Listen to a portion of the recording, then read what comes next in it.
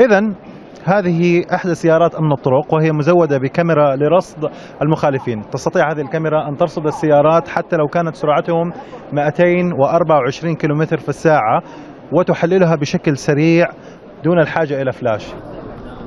المركبة الذكية تمتاز بتكامل الأنظمة فيها، بحيث تحتوي المركبة تقريبا على 5 أنظمة: نظام تتبع المركبات تراكينج سيستم، ونظام قراءة اللوحات، ونظام تسجيل الأحداث سواء الداخلي منها والخارجي، واللوحة الليزرية اللوحة الإعلانية التي تساعد سالكي ومرتادي الطريق على اتخاذ الحذر أو التنبيه في حال وجود عوائق لا سمح الله بالطرقات.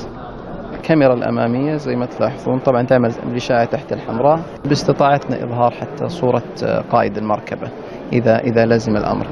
الحمد لله أغلب المركبات الآن موجودة على أرض الواقع، ونتطلع إن شاء الله لاستكمال المرحلة الثانية فيها. موجودة الآن في منطقة الرياض ومنطقة الحدود الشمالية والشرقية، وأيضا منطقة مكة المكرمة إن شاء الله.